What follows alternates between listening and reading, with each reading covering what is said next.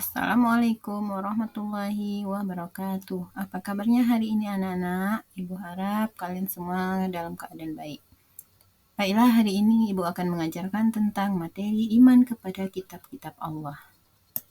Adapun materi bahasan hari ini, yang pertama, pengertian iman kepada kitab-kitab Allah. Yang kedua, dalil nakli iman kepada kitab-kitab Allah. Yang ketiga, macam-macam kitab Allah dan bahasannya. Yang keempat, hikmah beriman kepada kitab-kitab Allah. Pengertian iman kepada kitab-kitab Allah adalah mempercayai dan meyakini sepenuh hati bahwa Allah Subhanahu wa Ta'ala telah menurunkan kitab-kitabnya kepada para nabi atau rasul yang berisi wahyu Allah untuk disampaikan kepada seluruh umat manusia. Dalam Al-Quran disebutkan bahwa ada 4 kitab Allah. Yang pertama, kitab Zabur, diturunkan kepada Nabi Daud. Yang kedua, kitab Taurat yang diturunkan kepada Nabi Musa. Yang ketiga, kitab Injil yang diturunkan kepada Nabi Isa. Yang keempat, Al-Quran yang diturunkan kepada Nabi Muhammad SAW. Kitab Taurat. Kitab ini diturunkan kepada Nabi Musa alaihissalam sebagai pedoman dan petunjuk bagi Bani Israel, sesuai firman Allah Subhanahu wa Ta'ala yang artinya, dan kami berikan kepada manusia kitab Taurat dan kami jadikan kitab Taurat itu petunjuk bagi Bani Israel dengan firman-Nya, janganlah kamu mengambil penolong selain aku. Quran Surat Al-Isra ayat 2. Yang kedua, kitab Zabur. Kitab ini diturunkan kepada Nabi Daud alaihissalam sebagai pedoman dan petunjuk bagi umatnya. Dalam firman-Nya, Quran Surat Al-Isra ayat 55 artinya, dan kami berikan Zabur kepada Daud.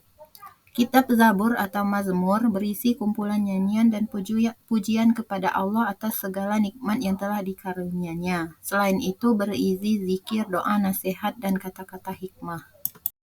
Yang ketiga, kitab Injil. Kitab ini diturunkan kepada Nabi Isa alaihissalam sebagai petunjuk dan tuntunan bagi Bani Israel. Dalam firman-Nya, Quran Surat Al-Ma'idah ayat 46 artinya, dan kami iringkan jejak mereka nabi-nabi Bani Israel dengan Isa putra Maryam, membenarkan kitab yang sebelumnya yaitu Taurat, dan kami telah memberikan kepadanya kitab Injil, sedang di dalamnya ada petunjuk dan cahaya yang menerangi dan membenarkan kitab yang sebelumnya yaitu kitab Taurat, dan menjadi petunjuk serta pengajaran untuk orang-orang yang bertakwa. Yang keempat, kitab suci Al-Quran diturunkan kepada Nabi Muhammad SAW untuk dijadikan petunjuk dan pedoman bagi seluruh umat manusia, bukan hanya untuk bangsa Arab, sebagai firman Allah dalam Quran Surat Al-Furqan ayat 1 yang artinya, Maha Suci Allah yang telah menurunkan Al-Quran kepada hambanya agar menjadi pemberi peringatan kepada seluruh alam. Dalil nakli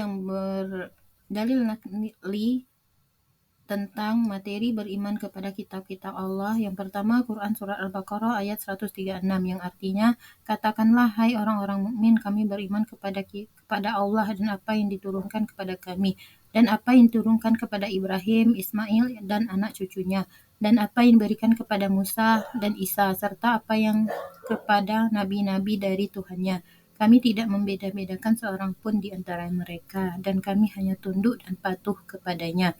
Yang kedua, Quran Surat An-Nisa ayat 136 yang artinya, wahai orang-orang yang beriman, tetaplah beriman kepada Allah dan Rasul-Nya, dan kepada kitab-kitab yang Allah turunkan kepada Rasul-Nya, serta kitab-kitab yang Allah turunkan sebelumnya. Hikmah beriman kepada kitab-kitab Allah. Yang pertama, meningkatkan keimanan kepada Allah Subhanahu wa Ta'ala yang telah mengutus para rasul untuk menyampaikan risalahnya. Yang kedua, hidup manusia menjadi tertata karena adanya hukum yang bersumber pada kitab suci. Yang ketiga, termotivasi untuk beribadah dan menjalankan kewajiban-kewajiban agama seperti yang tertuang dalam kitab suci. Yang keempat, menumbuhkan sikap optimis karena telah dikarunia pedoman hidup dari Allah untuk meraih kesuksesan baik di dunia maupun di akhirat. Yang kelima, terjaga ketakwaannya dengan selalu menjalankan perintah Allah dan menjauhi semua larangannya. Cukup sampai di sini materi hari ini. Ibu harapkan semoga ilmu yang kalian dapatkan dapat diterapkan baik dalam lingkungan keluarga, sekolah, masyarakat, dan semoga bermanfaat. Wassalamualaikum warahmatullahi wabarakatuh.